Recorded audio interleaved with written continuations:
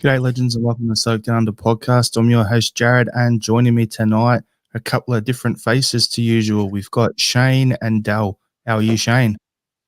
I'm good, thank you, Jarrod. Del, lovely to meet you, mate. All good, guys. Doing well. For very rainy Scotland, as per usual. Don't worry, it's not much better over here in Melbourne. Been raining here as well, so there we go. We're both copping it today. Happy days. That's the weather talk out of the way. Nice and early, done deal. We crack on. So what's new with you, Shane? Just to let everyone know, Shane's a new permanent member of the Celtic Down Under podcast. He'll be on here regularly, so get used to seeing his face if you watch on YouTube. And if you're only listening to the audio thing, enjoy those dulcet tones. That another Australian voice on the podcast. Happy days. So what's new with you, Shane? Thanks, Jarrod. I just wanted to say thanks for having me on and including me. I've been a listener for a while now, but to be invited on and to contribute, it's a pleasure. So thanks, mate. I really appreciate it. Look, not much is new. Just getting ready for our, obviously, A-League season over here to kick off, which is this weekend. So lots of football happening, and really looking forward to seeing how we acquit ourselves tomorrow morning our time, but I won't go into that too much. Yeah, we'll talk about that a bit later, but yeah. And thanks for jumping on as well, Dale. We've been chatting about catching up and doing a pod together again for a little while now. So yeah, I know it was a last minute inclusion to you, so I really appreciate that. Aye, not a problem, mate. No worries at all. Yeah, Liam was supposed to be on, but he's kind of stuck at the doctors, flu season in Japan, and yeah, bailed on his half hour before. So I'm just when he listens in, he knows I'm just giving him a bit of a rough time. But nah, would have been good to have you on, Liam, but we'll get you on next week. So happy days. So on today's podcast, we're going to be talking about Celtic's result on the weekend, the 2-0 win against Motherwell. We've got a few topics there I want to discuss off the back of that. In particularly, certain players have been copying it on social media due to their recent performances. So I want to dig into that a little bit. Then we're going to preview tonight's game against Leipzig in the Champions League and also talk about Celtics and Johnson on the weekend as well. So I'm sure we'll go off on a few tangents and, chuck a, go down a few wonky roads that we probably didn't think we would, but that's the whole fun of this podcast. So what we'll do, I'll go through with the lineup that we played against Motherwell, and then we'll just discuss that to start off with.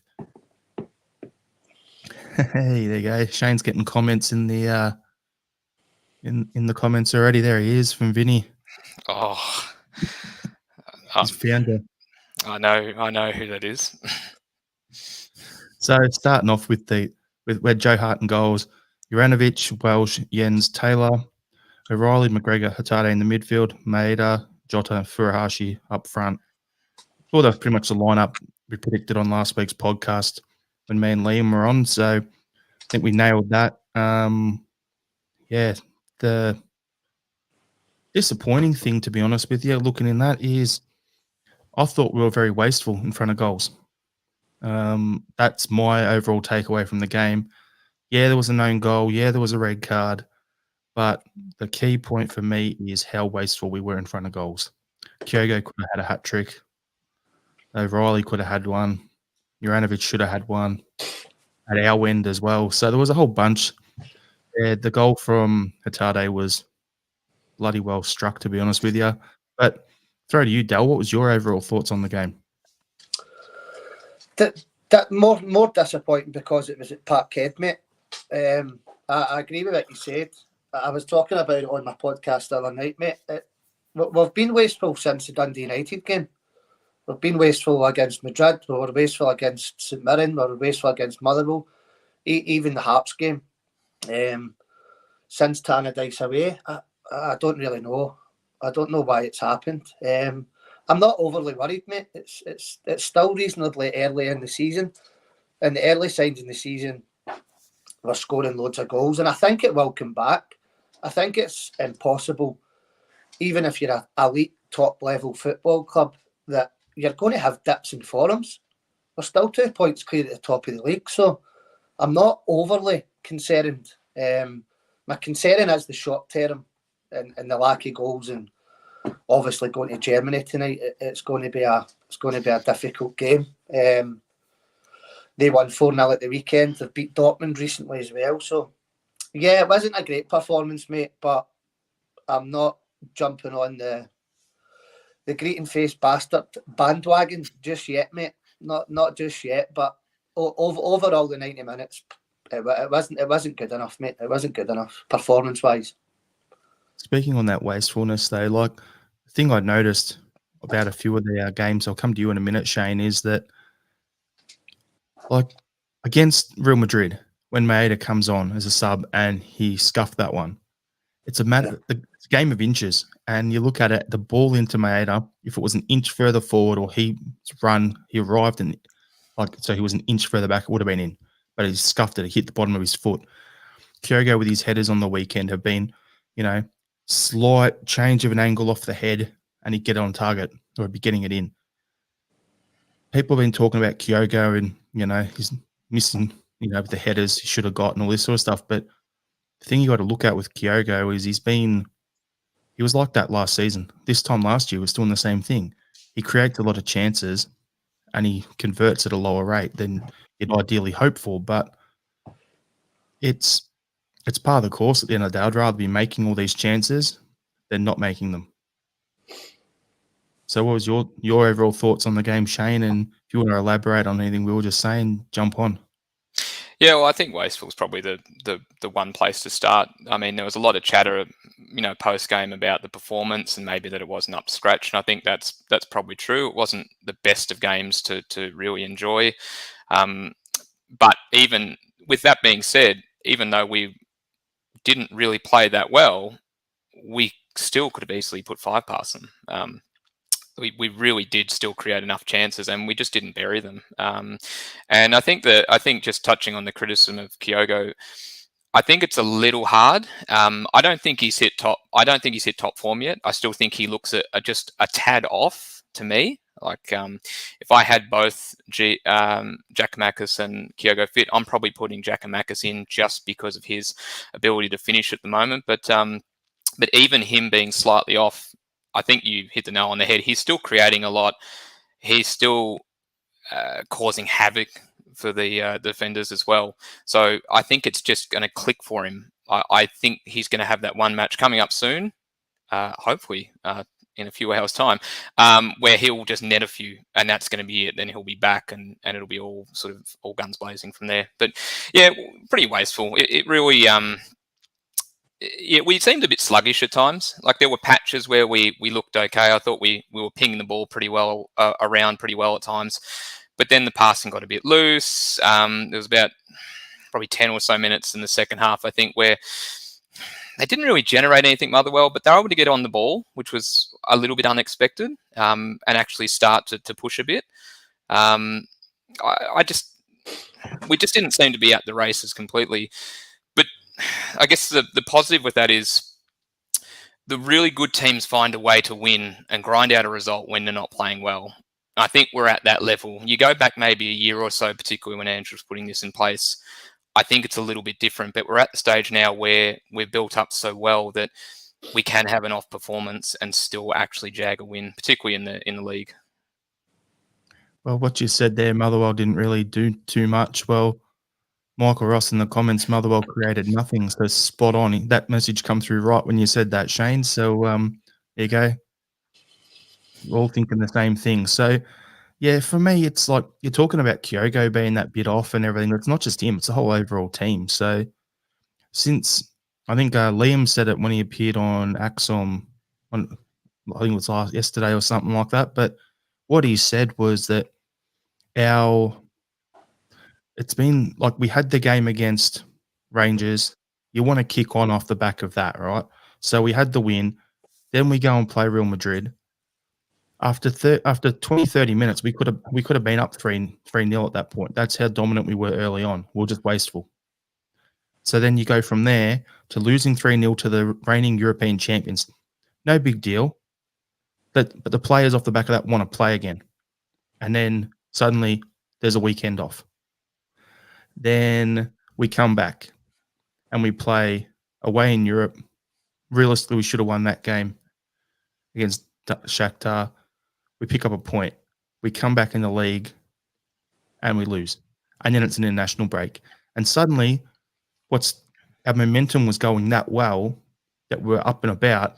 And then suddenly you get a 3-week break in there, or a 3-week period where, 2 losses and a draw and an international break. And suddenly we're just looking for every little thing we can pick on. So I think we're just being a little too picky if we're as a supporter base, but we'll just get back to the game and then we can come back to that topic on the players who've been copying it a bit more if we want. But yeah, so overall, we've discussed that. The goals, I've mentioned Hatade's goal was great. I thought Kyogo nicking O'Reilly's goal at the start with. You could see straight away Kyogo scored it and then he's looked and O'Reilly's giving a bit of a slap on the back of the head like, what are you doing, mate? Like that. Those are the ones, though, that you're not sure if a defender's going to get there or not. So you just smash it in to make sure you get the goal. But, yeah, that'd be pretty good. I'd be saying, mate, you've got to pay for my dry cleaning for the next month or 2 months or whatever it is, or the rest of the season. You stole my goal, make him, punish him in some way like that. But, yeah, that were my takes on the goal. And then we've got Kalmak's red card. Now, we'll touch on that one because for me, 2 things. One, Hatade has been so apologetic with the shock and back pass. So at least he knows he's stuffed up. But 2, that is the most professional red card, and that is the right red card for us to be giving away. Yeah. That's the way it's a great red card. I think that the Hatate pass is the reason why the red card happened, obviously, but if you look at the overview of the picture when he passes it, where Joe Hart is and where Stephen Welsh are as well, it's unbelievable. Stephen Welsh is nearly in with the Green Brigade and Joe Hart's sitting with the Motherwell fans. Yep. The positional is absolutely ridiculous. But it's a really, really good red card, and you've seen Big Ange shaking his hand as he walked off the park, because if the boys get any composure whatsoever, I don't even think he needs to run with the ball. I think if he strikes it, it's a goal. So he's missing Perth and he misses Hibs at home. No any disrespect to them, but it's 2 games we could possibly survive without him. So it's not the worst. It's not the worst. Well, talking on that, we've got some comments agreeing there. So we've got Michael Ross, world-class red card. Yeah. Vinny's like, Callum got my standing ovation for taking one for the boys. Well, that's our podcast got its name today, taking one for the team. That's for the captain. Vanessa has said, no harm that McGregor gets a rest next weekend. And that ties into my thoughts on it. He's played 3 full games in the international break. He plays pretty much every game for us. On average, he plays about 55 to 60 games a season. I don't mind him getting a game off or 2 games off, so be it, in the league at this point in time, because he'll have fresh legs for the next 2 European games. That's the thing I look at it. Like, he'll play tonight, play the whole 90, then he'll get the weekend off, and then a guy like Abelgard can step in or Moy can step in or whatever and get more game time and, ingrain themselves into the team a bit more. And then he comes back and plays the second leg against Leipzig with his with fresh legs again. I don't know. I look at it as that's a good thing. Yeah, I tend to agree. And you're thinking of all the guys on the team really who'd go, geez, they deserve a break. Not necessarily that they need it or they're looking for it, but they deserve a break. He's definitely at the top. And you're like, no, if he needs to take a break, it's good for him. Obviously, a little bit enforced, of course. I saw a little bit of chatter about whether it was a red or not. Look, even with green and white hoop tinted specs on, when I saw it live, I thought, no, he's done. That's red. It was as clear as day, and I don't think Welsh is getting there. I know it technically wasn't last man, but I don't think Welsh is getting there to stop that. Heart's in no man's land. It was a clear red, and I think Andrew's comments after the game were probably more just to kind of deflect away from any direct sort of criticism of Callum, and that's what a good manager does. Well, talking about, you're saying that technically he wasn't the last man, but if you look at where the ball was and where the contact was. And Welsh was, yes, behind him, but he was, as he said, he's not going to get there. He was like miles out of position, and he was like the wrong side of the attacker, so to where the ball is. So even if the attacker got the ball and there was no foul or no penalty or no red card there, if Welsh gets over, he's either going to be contesting a shot, possibly taking a guy out in the box, or he's not going to get there, and it's going to be a one-on-one with Jarrod, who's in no man's land. So in a game that we won 2-1, that is the red card. That is what you need, because, you know, we don't want to concede that other goal and drop more points. So, yeah. Yeah, look, sorry, Jarrod, you go. I was just going to say, look, I don't want to overdo it, but like, I'm sure other players would have done the same. But seeing him do that, you're just like, that's your captain reading the situation, going, I've got to do this. I must step in here. I'll take the hit. It doesn't matter. We just got to stop them scoring. So, yeah, I thought it was befitting of who he was, really.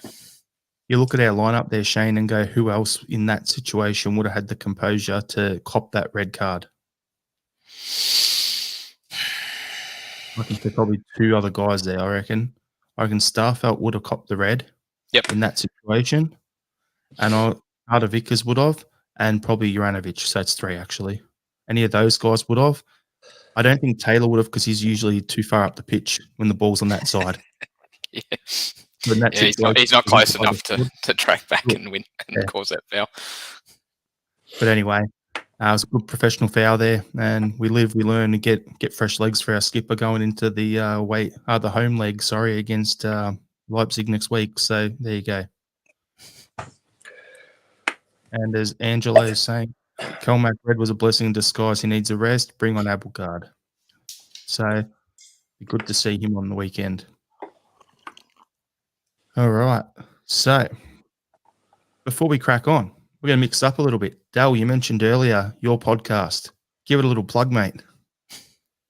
Yeah, I've been going for a couple of years now, mate. The Celtic Supporters Podcast. I'm on weekly now, Monday evening, 7 o'clock, and a Friday evening as well at 7 o'clock. And some bits in between. As you know, mate, I do my Celtic story. I get different fans for all different walks of life, Celtic supporters, clubs, for all over the world. I've interviewed Australia, America, Spain, Scotland, England, Ireland. So no two stories are the same, mate. So it's going well at the moment, mate. Got a sponsor recently. I've got another couple of sponsors lined up. I've got a good team behind me now, mate. So I'm going to start taking it a wee bit more serious, but not too much, mate. I don't want to get away from the fact of why we started it, which is to have a good laugh with our mates, have a beer and get a bit of crack. So, but it's all going well, mate. The Celtic Supporters Podcast, we only go live on YouTube now. And we also have a Spotify page, Celtic Supporters Podcast on Spotify too, mate. So, yeah, all going good, mate. Really enjoying it this season. All good. And while we're giving the plugs, Shane, since you're new to the Celtic Down Under team, let everyone know where they can find you on Twitter. So they can find me on Twitter, so at ShaneB31. I'm definitely on Twitter a fair bit, so feel free to give me a follow. It's mainly sport-related stuff, mainly Celtic and Melbourne Victory, and other various sports, as people will attest to. But yeah, you can reach me there, and yeah, feel free to drop me a line and say hello. All right. So I was talking early on about certain players copping it because of their performance levels. We've spoken about Kyogo in general. There's three other players that I've seen in the last week or so that the tide is turning on people talking about him. So the first one I want to bring up is, do you guys think Jarrod is their best man in goal, or is it time to give Siegrist a run? What do you think? I don't think there's any doubt he's our best goalkeeper, but we need to speak the truth and say what we see on the television. The St Mirren game, I thought he was at fault for not commanding his box. I thought the Shakhtar game, getting beaten near post, albeit a very good strike for the guy, I thought he could have done better. The Motherwell game, just going by what I seen, and I never seen him screaming at Juranovic. So it's 3 big mistakes that have cost goals, and it's plain as day to see that, in my opinion, it was at fault for them. So do you drop him going into a Champions League game? I don't think so. I don't think it would be fair to throw Seagrest into that type of game, coming in out the cold. But his performances haven't been great, mate. His distribution hasn't been great. So he's definitely underperforming. I don't think he gets dropped tonight. Do I think it would be a good idea to put him in against St Johnstone at the weekend? Seagrest? Possibly, mate. Possibly. Give him 90 minutes and see how he goes. I don't think Joe Hart needs a rest. I think it's maybe just a confidence thing at the moment. If he makes another mistake tonight, that's a totally different story altogether, mate. That's a totally different story. All right. Before we get your take on this, Shane, I want to bring up a couple of comments because this shows the split. Angelo has put in the comment, Hart should get a chance to come good. Well, Vanessa's put in there, I'd like to see Seagrest get a go. Hart is poor at crosses. So as you can see, even the people in the comments are split on it. Now, for me, my main thought on his situation, and I'll get your take on the whole situation and what I'm about to say, Shane, so I'll go to you off the back of this, is do you think last year our defence was built around a centre-back pairing of Carter Vickers and Starfelt with Hart behind him? That was your triangle. That was your main core, and it was so stable. And since Carter Vickers and Starfelt have both been hurt, these mistakes that you mentioned, Dal, are starting to creep in when he's playing behind guys he's not used to playing behind. Do you think that's a factor? Because Michael in the comments has said the same thing, which is, don't you think CCV missing has had an effect on Hart's form? I think that could be a big factor in it. But what do you think, Shane? No, I agree. I think that's definitely something that we need to take into consideration. And you think of how strong that partnership is between CCV and Starfelt with Hart, right? The confidence that Hart has knowing that those two are in front of him. I think that's obviously changes a bit when you lose both of them. So to not even have one of them there, all of a sudden, everything's changed a little bit. You're getting used to two sort of a different centre-half pairing. You're getting used to how they work together, let alone just with yourself. And then it's about picking up on all those cues. And it's been a little bit of something that he probably maybe hasn't clicked onto just yet. Likewise, I don't think either of them have been super. I don't think they've been too bad, but I don't think they've been at the level of CCV and Starfelt, of course.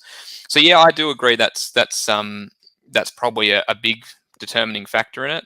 I think he's just had a poor run of form, and I back him to come good. So I'd definitely keep starting him. I think he's our best option.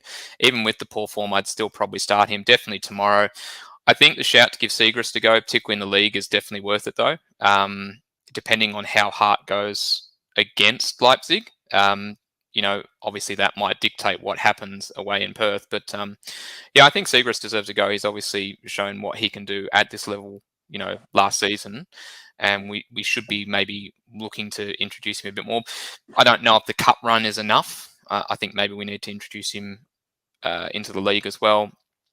But overall, look, I'd back Hart to come good. I think he'll have a good match, and then all of a sudden he'll be back again. And then as soon as CCV and Starfelt come back in, I think that tightens up a fair bit. So what do you think on the back of that, Del? Because I could see you were having a few things you wanted to say there. Yeah. I think if you're central pairing and the guys that play week in, week out, who more or less had that shut the door last year and conceded limited goals, I think if they're out, it's going to have an effect on the back line as a whole. I wouldn't contribute it to Joe Hart performing poor. What I would say is if your two best centre half pairing aren't playing, then the other team are going to create more chances. It's just logic. So I think it probably shines more of a bad light on Joe Hart than it does the defence. That the two strongest players aren't in front of him, and then he's struggling because he's under a wee bit more pressure. So I definitely think it affects him because obviously as a goalkeeper, if you've got your strongest two guys in front of you, you're going to feel more confident. I don't know, but I think it shows him up a wee bit more than blaming the guy's been out, to be honest with you. Got a question for you off the back of that then, Del. So, and this is what my thoughts are. Like, I kind of agree with you. It kind of reflects poorly on Hart more than the other two guys. Yeah. And it's just come up in the comments what I'm about to say. But Michael Ross has put in lack of communication, and that's where I'm thinking right now. When you've got Starfelt and you've got Carter Vickers together, they know who the boss of the back line is, who runs the show back there. It's Carter Vickers, right? He runs it. He's the link man. Now, when you're missing those other guys, who's the boss? Who's running the back line? Is Jens very vocal? I'm yet to see it. Is Welsh vocal? Not really. So Hart has to step up and be the boss. And that's where I'm thinking the issue is. A player of his level of experience, played so many times for England, so many times in the English Premier League. At the end of the day, he should be better than what's going on. He should be able to control that. Yeah. I think it's just the same as the Celtic side at the moment, mate. That it's hopefully it's just a lull in form. I agree with Shane. I think he comes good again. I think he's his number one. Just as the team aren't playing too well, Hart, it just all of a sudden happens Hart isn't playing too well either. So I'm not overly worried. As you say, he's a world-class keeper. He's won Premiership titles. He's had 60, 70 caps or whatever it is for England. So, yeah, I think he'll come good, mate, and I hope that starts tonight. But Hart's quite vocal on the park as well, and obviously we see him now more or less playing centre midfield, up screaming at all the players and that. So, but it's just a dip in form, mate. The trust of the guys in front of you, and as the Celtic forums dipped, mate, it'll come back, and I'm convinced Joe Hart will be fine as well, mate. Yep, I think we'll leave the Joe Hart convo there, but yeah, I think we're all of agreement that he'll come good. Now, two other players, Juranovic, I'm going to lump him and Maeda. They're the other two I want to talk about in together. The reason I want to talk about him is things I'm seeing everywhere is they're not as good as they were last year. That's the main one. They're believing the hype is what you're seeing on Juranovic. What you're seeing on Maeda is he's not good enough to push Jota off the left. So they're the two main things you're seeing there. Now, I kind of agree with Maeda in that I don't think Jota should be made to play out of position. But I also think that from what Liam's told us and what I've seen of Maeda, he's not naturally a left winger. He's actually a striker. Seen him do that for Japan and in Japan. I think he's actually our third striker. But I think Andrew's just trying to pigeonhole him to get him into the team, which is what's pushing Jota out wide right. But so with Maeda, is he the best option for us on the left? That's the first question I want to know. And the second thing is when we get to Maeda, is he a striker or is he a winger? Throw to you, Dale. I've had this conversation so many times about Maeda. I think he's a bit of a luxury player, mate. I think Angela always try to have him in the team. I'm a big fan of Abada. Abada starts for me every week on the right and Jota starts on the left. It's nailed down for me. Work rate wise, Maeda, you can't ask for anything more of him.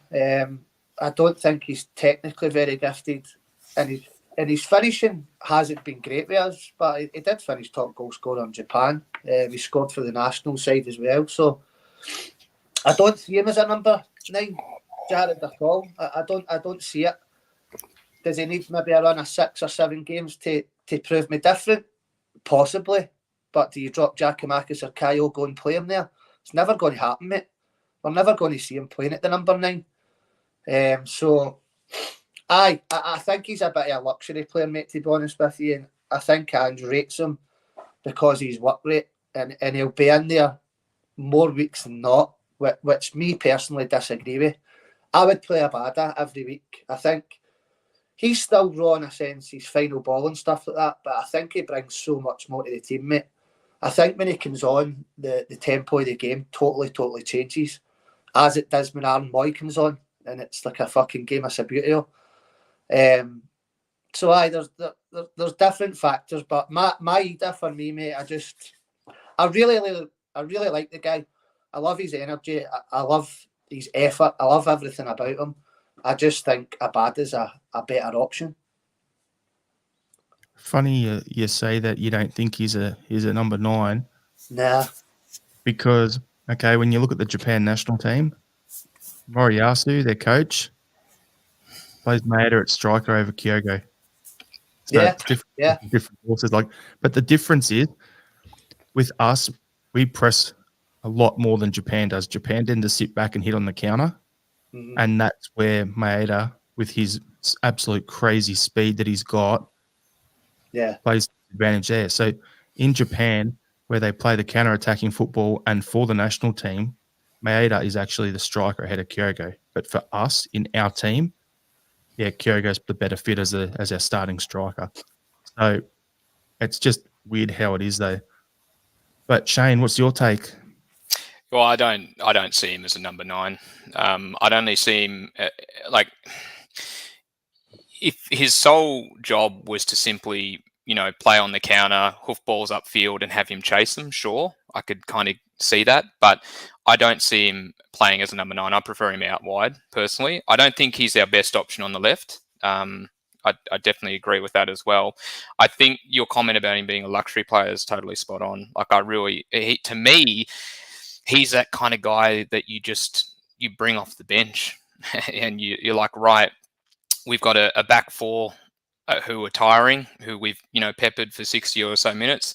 And now we're going to bring Maeda on. And now he's just going to run at them. He's going to run at them and he's going to create chances. He's going to cause havoc. He's going to turn the fullbacks around.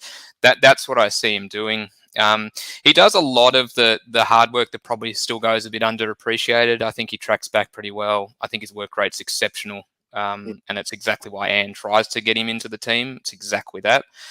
But no, I definitely think his best role is more coming off the bench and just literally hitting tiring defenses and turning the fullbacks around. Yeah. So on that, you know what that would be? Imagine you're playing away at let's go St. Johnson, who were playing on the weekend, and you've got Kyogo just running them ragged, as you're saying. And then suddenly they see the board go up and it's Kyogo off, Maeda coming on. That right there, being those defenders slumping their shoulders going, oh no. That reaction to seeing that on the board would be the physical thing of that emotional damage meme that was everywhere a while ago. It'd just be like, oh God, here we go. I'm done. Just put a fork in me all over. I'm done. Yep. Oh, look, that's how I see it, and I think our preferred winger pair is Jota and Abada for me. They're the two that I'd have starting every week. Yeah, absolutely agree. Now I want to address something that's in the comments here. So there's two. Michael Ross, I'm baffled why GG doesn't start more often. You and me both. When he's healthy, I understand it, but for me, it's horses for courses in terms of when we played against St Mirren, I thought, okay, it should have been Giacomakis starting there, not Kyogo, because you're playing against the back three that are all big and they want to just kick the living shit out of people. So, yeah, I think it's a matter of horses for courses. In Europe, like tonight against Leipzig, it's a perfect game for Kyogo because they play high line. They'll leave a gap in behind. Another comment here from Vinny is the national coach doesn't even play Rio. Not sure he has a clue. Now, the way the Japanese system works is they have the uni system, and then you go into a professional environment, and then you've got to prove yourself for a good 3-4 years in the professional environment before you become a regular in the Japanese national team. So most guys who are breaking in as starters are 25, 26, 27 years old when they start to break in. Sorry. Hey, Shane, what are you doing? Sorry about that. I will have to flick off camera again if she comes back. So many jokes running through my head there, but I'll leave Too many options. Put them in the comments, everyone. Put them in the comments. Don't want to get cancelled. If I duck away, it's because I'm closing the door. But yeah, it's I think like talking about that with the whole Rio situation, that explains it. It's a strange system. It's different to Scotland, where the younger you are, if they can cap you early, they do. In Japan, they don't. So Kyogo's only really broken into the national team in Japan in the last 18 months. That's saying something. Yeah. So if Tade's 22, 23 years old, he's still a couple of years away from breaking in properly. Weird, mate. Weird, I'll tell you. Yeah, sure and is. then we're talking about Juranovic. Now the comments are he's believing the hype. He's not going to get those moves that he's been seeing. Drop him. Should be starting Ralston anyway. Those sort of comments that you're seeing everywhere. What's your thoughts on that, Del? Listen, he's a wonderful football player, but remember we signed the guy for Poland. Don't believe all the Atletico Madrid stuff and all that. We signed him for the Polish league. 2 million. I think that because he is a Croatian internationalist, he probably starts every week. Do I think he's loads better than Tony Ralston? I think Tony Ralston's the most harshly treated player at the football club, without a shadow of a doubt. I don't think the boys put a foot wrong when he comes in. Defensively, attacking, assists, goals. I feel really sorry for him. I really, really do. I really like Tony Ralston. Technical wise and stuff like that, is Juranovic that much a better player? I don't really think so, Jarrod. I really, really don't think so. And I think because of the country he is from and they're Croatia and he plays with Modric and blah, blah, blah, then he probably gets a wee bit of a pass, to be honest with you. He hasn't been great recently. I think he's a wonderful football player, to be honest. I really, really do like him, but I feel so sorry for Tony Ralston. I don't think there's much in it between the two of them, mate. I really, really don't. And I think the Scotland-Croatia thing's probably the talking point. That's why he's playing. I don't know if you guys agree. Is he technically better? Is he defensively better? Is he better going forward? Does he chip in with as many goals? If you look at the stats, it would disagree. I've got my comments on that. I'll rip in unless Shane wants to. But for me, okay, Juranovic is good. Don't get me wrong. Yeah. But the thing with him is, I agree with you. Like, is it because he's a Croatian international that he gets a spot over the top of Ralston? That's the question we've got to ask, because I know Ange wouldn't give two shits what country you play for, so it's irrelevant for the way Ange is. The thing with Juranovic for me is, how old was he when we signed him? We signed him for $2.5 million from Poland, and he's 26 years old when we signed him. He's 27, 28 this year. He's about to hit his peak at 28. So if that's him at his peak and he's got Ralston all over him, challenging him for his position, why wouldn't you play the younger guy who's going to have a more long-term future in that position? I just don't get it. But that's just me. What's your thought, Shane? You're on mute, mate. Sorry, I was on mute. There you go. I think I'd probably file him with Hart and Kyogo at the moment, in the sense that I think he's been a bit off. But like Hart, and particularly Kyogo, I think he'll come good again soon. And I think we've seen how good he can be. I think his ceiling's quite high. I think he played at such a high level and he was such a high, consistent member of the team last season and maybe even early on this season, that maybe it's such a drop because of how much of a quality player he is. I don't know whether it's just that kind of ceiling, and because his ceiling's so high, we tend to notice it a little bit more. I definitely don't think he's at the same heights as last season. I think the discussion about who you play, either Ralston or Juranovic, is a really good one. I think it's testament to the the depth that we've got, in a sense that you can literally have two players where you're like, well, either one of them can play this week, and now we're not just talking saying, well, Ralston would be good to come in if need. We're literally talking, well, is Ralston on par with Juranovic? I think that is actually there's something positive to look about that, particularly from Tony Ralston's point of view. But look, I think he'll come good. I just simply see his sort of drop in form in line with the others, really. Yeah. I've got a funny thought that just popped into my head. Remember going into the Champions League qualifiers against Michelin last year, and we signed Ralston, we extended him for a year, and everyone was like, why are we doing that? Are we that desperate for a right back? And now we're sitting here, 15, 16 months later, talking about that he's on the same level as a Croatian starting in at national right back. And it's like, how's the development for Ralston? First of all, that's insane. Like, that is impressive. But then at the same time, I'm like, you got to look at who we had at right back before we got Juranovic and before Tony got his chance and has developed over this last 18 months or so, because who are we comparing him to? Are we comparing what we had there to Frimpong? Are we comparing it to what was his name? O'Connor, who didn't play? Are we comparing him to John Joe Kenny? Because then all of them are an upgrade over there. Are we comparing him to Christian Gamboa? Or we are comparing him to Michael Lustig towards the end of his career? That's what we've gone from at right back position to having two guys at the level they're at now. Yep. I think it's probably our strongest position in the squad in terms of two guys going at it. And I just think it's unbelievable how far Ralston has come since Ange's been in the door. Ralston, the Renaissance. Yeah. I think all the praise needs to go to the boy himself, mate, to be honest with you. He never looked as if he was going to make the grade. He went to St Johnstone. He was sitting on a bench.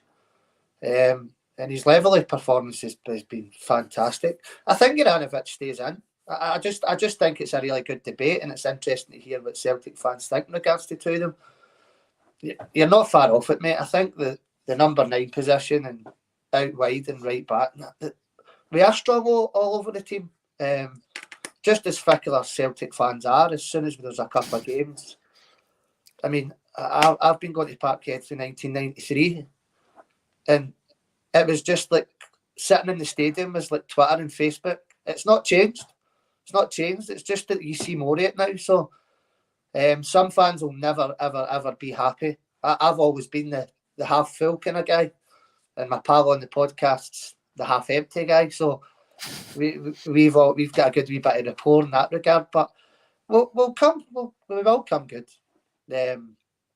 Right back, Tony Ralston, Juranovic, mate, fantastic that we've got the two guys in there. As you say, it could step in the night, and the Celtic fans wouldn't be unhappy about it. It's funny, and like what you're saying, Dale. Yeah, it makes perfect sense, because I remember going to see Sever here in the 90s, and it's just like you're sitting there watching games on VHS that have been recorded for a month, sent over to us so we could watch it, and these same conversations were being had. Yeah. When we're watching games that are a month old, but we didn't know the scores because there was no internet. So we're sitting there watching games, and we're having these same conversations then. But now, because everyone's got Twitter or social media, it's like, oh, someone saying this, I want to put my opinion out there. So everyone's like, that narcissistic little traits here and there, get their comments out, get this out, get that out, because you have to say it, you have to be heard. Yeah. At the end of the day, it's the same conversations we were hearing in the pub 30-odd years ago, 25, 30 years ago. I know. Listen, mate, we come on here to put out Celtic content, so you can only say on here what you see with your eyes, and all we do is discuss the game and the players and how they're playing and give an opinion on it. But you get that core element of people that, whether you're playing good, bad or indifferent, will constantly pick and find negatives in it, which is not my gig at all, mate. I prefer to have a more positive outlook. But then you got to keep the faith brigade. Yeah, mate, and you get the guys that just are always happy, and if you slag Celtic, then you get slaughtered. But you're commenting a 90-minute game of football. That's all you're doing. if Kalmack plays bad, I'll slaughter him. I don't care who it is, because what's the point in going on here and talking shite and telling lies? It's totally pointless. But there's too many Celtic fans get their knickers in a twist, as we say in Scotland. Yep, have to agree with you. It's also they'll yeah. Actually, I'm not going to say what I was going to say then, because it'll be could get a bit of shit. We'll go on a 10. So I'll just quickly drop something in here. ROP Coolio. I'll throw that in there to change the topic. Now I'm gonna one other thing I'll quickly want to I want to get your opinion from the guy over in Scotland and a guy over here in Melbourne. That's not me. So, Shane, Dell. Ange has been linked with Wolves. Now, my question to you, is it a jog on nothing to see situation, or is it actually a serious issue that he's been linked? For me, I'm thinking I need to put a sign up here with the EPL, the whole 20 teams, and we just play bingo and cross them off, make a bingo board and cross them off until he's linked with all of them. I think it's a load of rubbish. He'd be at a better level than Wolves. What's your thought, Shane? Yeah, I agree. Although I think Wolves is a bit more enticing than the Brighton, job offer that came up recently or rumour there. Look, I think that whenever anyone, particularly down south, loses a manager, even if it might be a championship club, I think Ange's name is just going to come up, and it's really just a feather in the cap to the job that he's done so far. But yeah, I see his ceiling, much higher than that, and I think that he wouldn't go to a Wolves or or someone like a Leicester per se. What about these guys, Shane? Wollongong Wolves. The old NSL days. Of course he'd go to Wollongong Wolves, No, look, I think it's just, like I said, it's a feather in the cap. I don't see him going. I don't see it being treated seriously. And he's most certainly not leaving before the season's done. So, like, you can run the ruler through that for anybody, I'd say. He's definitely seeing out this season. And I don't really see him moving on next season either, to be honest. I think he's building something here, and he can see it coming to fruition, like we all can, and he wants to see it through. He wants to see it go to that next level, and I don't see him. I don't see him leaving us anytime soon, really. Yeah, I don't think he goes either, mate. I think when these job comes up, he's always going to be one of the first names now. What happens is it's the bookies, the bookmakers will put him in a list. As soon as he's in a list, then the tabloid rags in this country jump on it, and the clowns that write in the papers over here pull a rabbit out of a hat and write a load of shite, mate, as they do. I don't mention any of the tabloid names on my podcast. I've never mentioned them. They're absolute dross. So just say red tops and get on with it. Yeah, I think the difference with Ange is, mate, he's 57 now. I definitely think his ceiling is higher. Should we get him on a long-term contract? Certainly. I think we certainly should. I think we should be offering him a 3 or 4 year contract. If one of the bigger clubs come in, is his head going to be turned? If he's got any ambition to go and manage in a bigger or better league, I don't think there's any better clubs than Celtic, obviously, but it's a slight worry at the back of your head. But I've just got a feeling we'll see him there for another 2 or 3 seasons. I agree with Shane. He's certainly not going anywhere this year. I think the news stories about Liverpool and stuff like that it's absolute nonsense, mate. But get used to it. It's Celtic Football Club, mate. And if Ange keeps going, we keep on playing well and we're making some noises in Europe, I'll just continue. Every time a championship manager or an English manager gets sacked, Ange Postecoglou will be on the list, mate. But I don't read too much into it. The funny thing is, right, he's 57, as we've said. He's been managing for 20 years or so in Australia and in Japan, national teams. No one in Europe was giving him a chance. He was interviewing all the time and getting nowhere. We bring him over. I think that loyalty and that's going to mean a lot. Yeah. That's going to mean a lot to Ange, because we were the ones who actually had the moxie there to say, all right, come in. Here's the keys to the kingdom. Off you go. And as Angelo has said here, Wolves no Champions League unless it's Liverpool, Man City, Arsenal, or Tottenham. It ain't happening. I think of those 4 teams listed there, Liverpool and Man City would be the only 2 that he would leave us for. And the reason I'm saying that is there's history with the City group, and they rate him that highly that if Pep Guardiola was to retire tomorrow, he'd be someone that they think that highly of that could come in and keep the wheels running how it is. The other reason I'm saying Liverpool is because Liverpool play the high pressing game, the same sort of style that we play. And Ange grew up with Kenny Dalglish posters on his wall and as a Liverpool fan here in Melbourne. So there's that romanticism of the football and, the team that he grew up supporting as a kid. His European team was Liverpool. His local team over here was South Melbourne. In the same way, for me growing up over here, my European team is Celtic. Like, that's who I've supported my whole life. So I get the romanticism of Liverpool for him and why he would consider it. But at the end of the day, he ain't going anywhere. Yeah, I think it's quite interesting just to further to your point about obviously how we showed him that, said, come over, we want you, it's yours, and gave him keys to the kingdom. You go back when he was sort of first rumoured to come to Celtic and the reaction it kind of generated, let's be honest, it was pretty mixed, and a lot of people weren't. Brutal. Yeah, let's not, sugarcoat it. People were brutal. People saying, who is this? Oh, we don't want that. We should be getting a bigger name. Fast forward, 12 months or so, and he's being linked with Premier League jobs where it's not a far-fetched call. It's people going, hey, we'd be interested in having him here. And that's just off the back of a stellar season where he's been able to come in and weave his magic. And I think that alone just shows how much a good job he's done. To go from that kind of reaction to getting the job at Celtic to then all of a sudden being linked to vacancies at Brighton and Wolves. And I mean, legitimately linked, not just kind of like we're going to throw a name out there. It's like hey, we'd want him here. Yeah, it's not just a name on a short list, but it's would he actually go in? And it's not just would he go in there, but it's would he go in and fit what the club is about? Because you know how quickly they hire fire down in England. Why would he give up what he's been building? And he's openly said he's forward planning 3 to 4 transfer windows in advance at Celtic. You couldn't do that. You couldn't do that down there, down the road. And you don't even know if you'd have been the job 3 months later.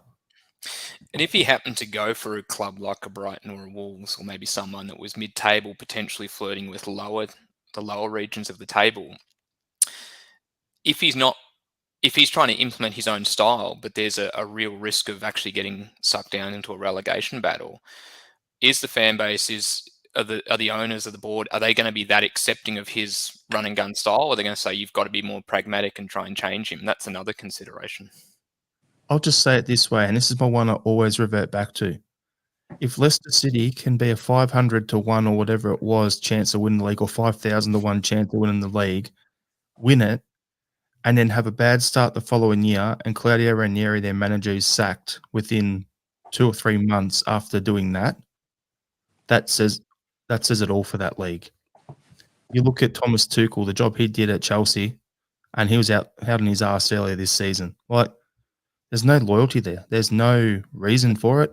Why would you give up what you've got at Celtic for that? Yeah. It's a tourist league, mate. It's the worst league in the world.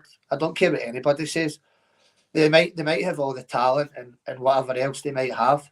I hate it. I'm a big Everton fan. I've been an Everton fan for being a kid through my family, and I do watch the Toffees. But it's a horrible league, absolutely corroded with ridiculous amounts of money and zero loyalty. I totally agree with you, mate. I just got it good. Why would he go down there as an attack-minded manager to manage Southampton and finish 17th in the league, not be in the chance of winning any trophies, and possibly get sacked 9 months later? Does it make any sense logically to me thinking? But the big thing with football is, whether it's players or managers, is the dollar signs, mate. It's money. Striking the iron's hot. Yeah, and whether or not Rodgers says he left Celtic for anything other than money is absolute bullshit. That's why he went. He's the biggest egotistical prick that's ever walked through Celtic Park. So, I hope Ange stays and Rodgers gets sacked very soon, mate, and he's managing Chesterfield in 3 years.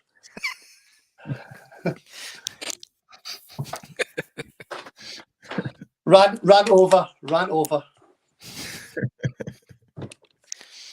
Brilliant.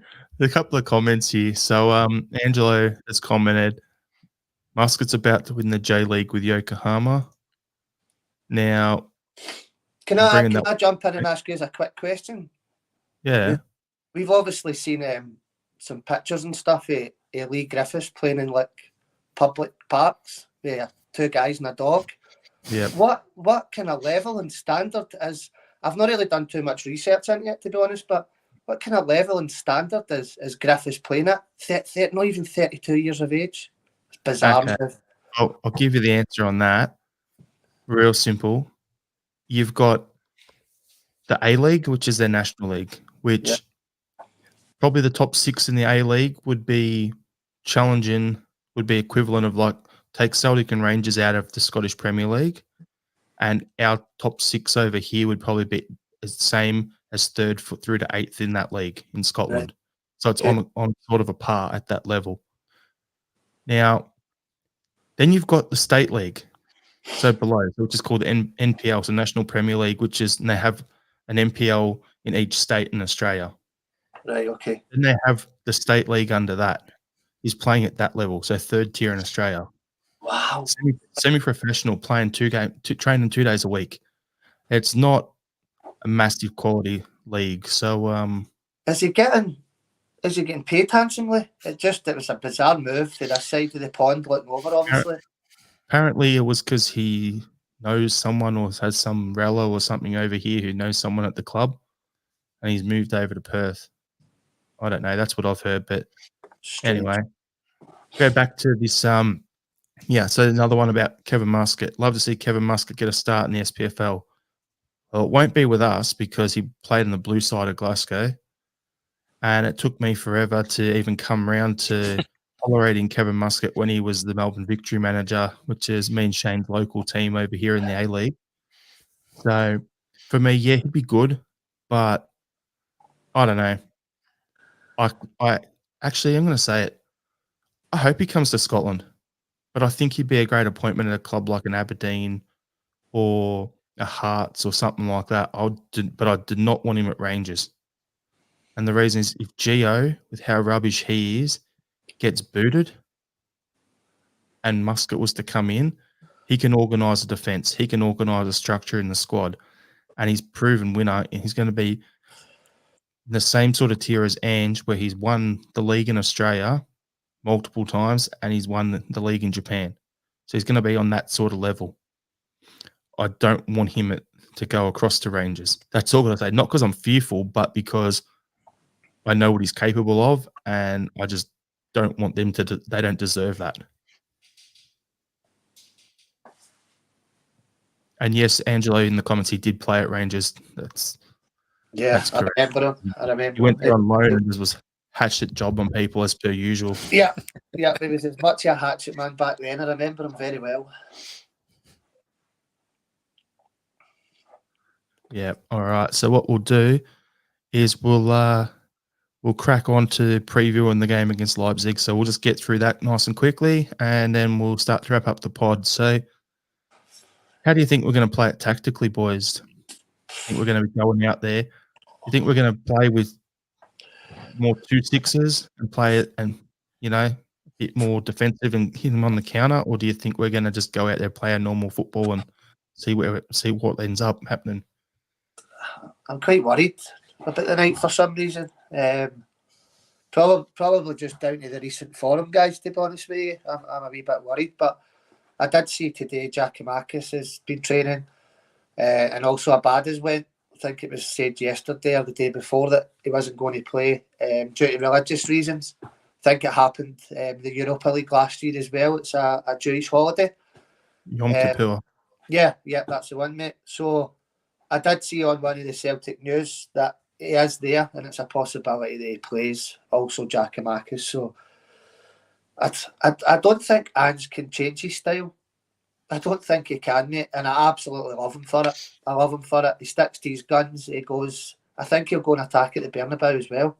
It's just the type of manager the guy is. So I don't see anything other than a quick start again tonight, mate. Getting the ball down, playing football, getting it out wide, and trying to get off the mark very, very quickly. Just worried with the recent form, but I think the team probably picks itself. I don't think there'll be too many changes for the weekend, mate. Obviously, the hope is that Carter Vickers pulls through.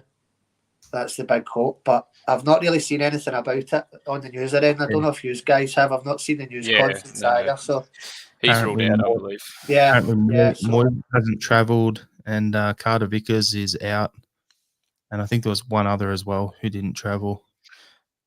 So it's I read. Oh, sorry. I think it'll just be the same team from the weekend. I don't see many changes. I think there's one position there, Dell, that I think is debatable, and then the rest of it's going to be the same as the weekend. So I can be Hart and goals. You'll have Juranovic, Welsh, Jens, Taylor across the back. Midfield will be Kalmak, O'Reilly, Hatade, and up front will be Kyogo, Jota, and then it will be one of either Haksabanovic or Maeda. That's the one position for me. I don't know how a bad maybe. Yeah, boss. I'd probably agree with that. I don't think there'll be any major reshuffle tonight at all. I'm normally quite confident getting into the games, but I don't know. I've just got a gut feeling about tonight. I would take a point right now, Shane, if they offered me it, to be honest with you. Yeah, I feel the same, really. I've still got a little bit of optimism, but recent form has us sort of just going, well, you go back 4 or 5 weeks, we probably circle this game and go, you know what, if we should be looking to get 3 points here. But things change. And like yourself, Del, like if we happen to come away with a draw, I reckon that's a good result. I still think we can win, and we've definitely got the quality to win. But I don't see many changes from the team on the weekend against Motherwell. Maybe Haksabanovic. I think he gives us something extra, or just something a little bit different up front, which could cause them a bit of trouble. Their league form hasn't been great. They beat Bochum, I think, on the weekend. If I'm mispronouncing that. Yeah, they won. But one thing with Bochum quickly before I'll throw back to you, Shane. Don't worry about Bochum because they're rubbish. They're bottom of the league. Yeah. And their starting right back is Christian Gamboa. Yes. He did score an absolute cracker the other week, right enough, I see. You got exactly what I was going to say. Like their league form, they're bottom of the Bundesliga, so they're relatively poor at the moment. Their match before that, they played Mönchengladbach, and from all accounts, it looked like Mönchengladbach played them off the park. So I definitely think they're gettable. Yeah, I think they're definitely gettable. They obviously had the bad result against Shakhtar, match day 1. They were a bit better against Madrid at the Bernabeu. They seemed to really play well on the counter in the first half. They almost generated probably as many, if not more, chances than Madrid, which was pretty impressive. They just didn't really put any away. I still think they're gettable. I definitely think we can jag a 2-1 and get out of there with 3 points. But if we happen to get a 2-2 draw, I definitely wouldn't be unhappy with that. Yeah. Yeah, I think both teams are getting into the game, not playing really well, to be honest with you. And both sides have got players. I'm the same as you, Shane. If we go out and compete and play the way we can, then of course we can win the game. And I think Leipzig probably think exactly the same thing. So it's got a very, very interesting game wrote all over it. I mean, they've got some top players on their side, as have we. So I think, fingers crossed. I'm just not particularly looking forward to it for some reason tonight. You know what this game's got the vibes of? It's got the vibes of us versus Betis away last year. As it's Yeah. going to be two teams going at each other, and it's going to be a high scoring one. Like Angelo in the comments is saying Celtic win 3-2. Take that, mate. I'll take that right And then now. you've got Michael Ross saying Nkunku, or however you say it, looks a player. Yeah. So they've got some talent there. Now, Raja in the comments is saying the data says Leipzig is defensively weaker on the left. Celtic to score at least 2 goals and get 40% possession, a Jagger result. This year, Leipzig aren't as good as last year's Leverkusen. So that's from one of those stat sort of analysis side of it. For me, I think we'll get that 40% possession. I think 2 goals is going to be possible because they're going to come at us the same way we're going to go at them. As we touched on right at the start of this episode, we've got to be more clinical in front of goals. We've got to stop being so wasteful, because that, if we get our chances and we take them, especially early, if we can get a goal in the first 20 minutes or so, then it's on. But if the game's going to get down to the last 20 minutes or so and it's still 0-0 or it's 1-1 and it's nervy, then that's where, yeah, it could be a bit of an awkward one for us. But you got Dermot here saying 4-0. We've got to go get it. Got to get it eventually. Happy days, mate. And then you've got here Michael Ross. On paper, they have one of the best squads in Germany. Well, guess what? On paper and in practice, we have the best squad in Scotland. So there you go. I'm not scared. Nah. So I'll bring up a couple of comments here as well. So Mark White early on said, so excited for the morning's game. I think this is our most important game to date. If we want European football after Christmas, we have to get a result. Agree with that. For me, if we pick up the 3 points, we're pretty much going to be getting ourselves right in the mix to have Champions League after Christmas. If we pick up the point, so get a draw away as a worst case scenario, then I think we're pretty much going to be in the mix to, we could still make Champions League if we win at home next week, but that point is going to be huge in terms of that third position to drop down into the Europa League if it's required. So that's, picking up a point is important. And then Dermot sent this message through early on. Exciting game, need to take points. Hopefully after 0 and 1 point returns, we will get 3 points for the full set. So I don't want to talk about it. It's going to be an easy job. It's not. But yeah, it's one of those games where I could see this going either way. But yeah, I think it's going to be one of those real Betis games. And yeah, we'll. I think 2-2 draw. That's my take. That's what I was going to say as well, mate. 2-2. That's exactly what I was going to say. 2-1. 2-1. We'll jag a result. I think our 2 biggest Champions League fixtures are back to back. So we've got them away and then we've got them at home. Now, if we take 4 points from that, that's good. But if we could get 6 points, that'd be a dream. So I think we will. I think we'll get a 2-1 result tonight and then turn them over at Parkhead in a few weeks' time. Nice. Like your optimism, mate.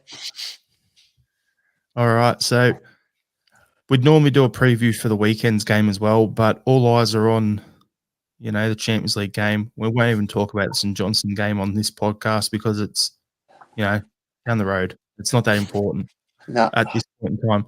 So we'll leave that one. Thanks, Del, for jumping on for a chat. Shane, welcome to the Celtic Down Under podcast. Happy days. Glad having you here.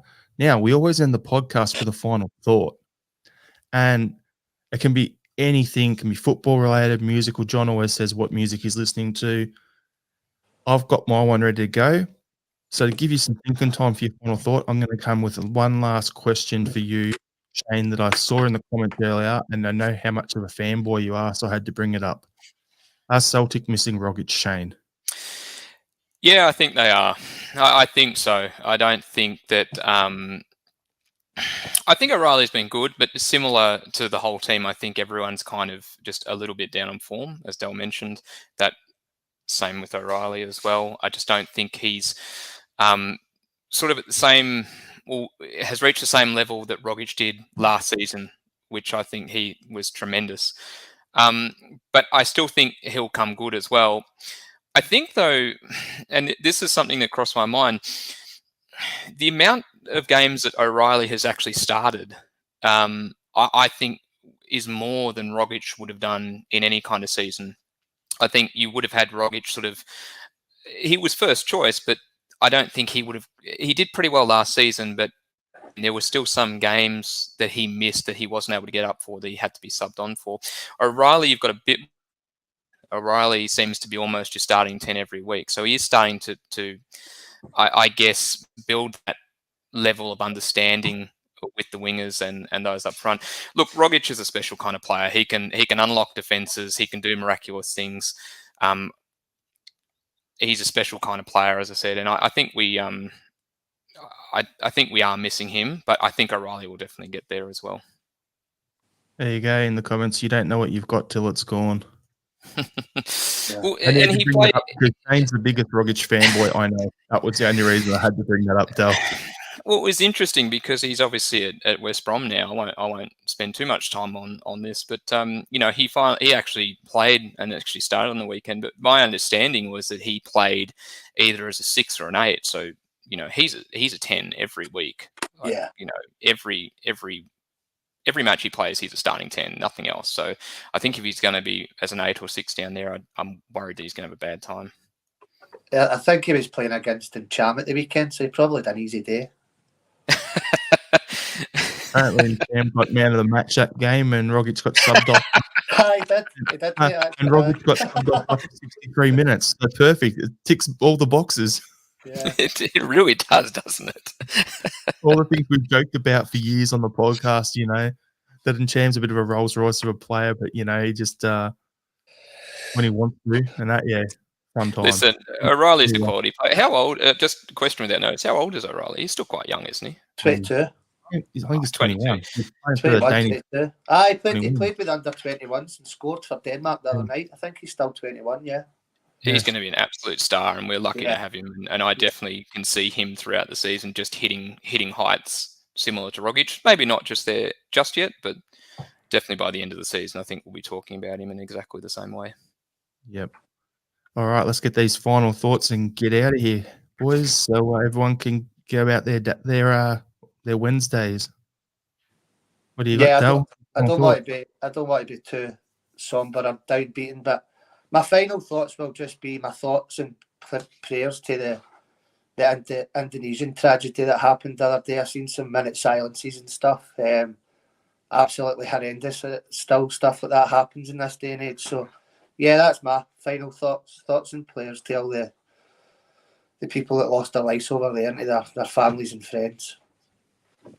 You took my one, mate. Now I'm going to have to go to my backup one. Oh, sorry, mate. Oh, good. Shane, what do you got? I just want to say, totally concur, Del, and really well said.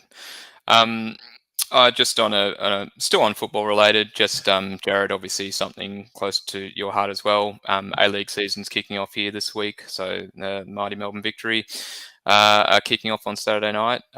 So just for anyone who's watching, if you're interested to get into Australian football, our top tier league is kicking off this weekend, and if you want to get along supporting the Melbourne Victory, go for it.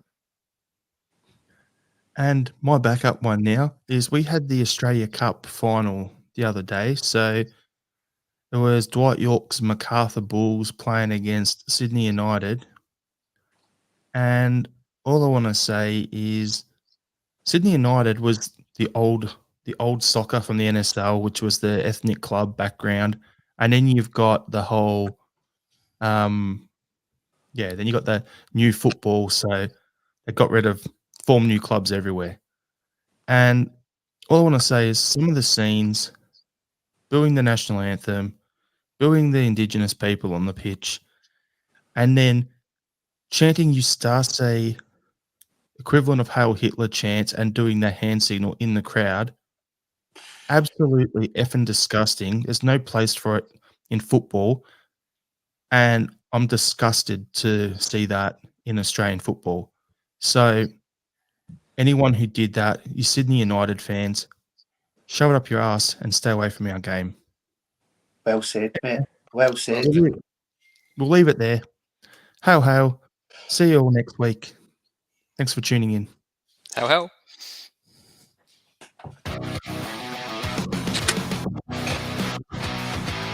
Oh, I'm back, man. There you go.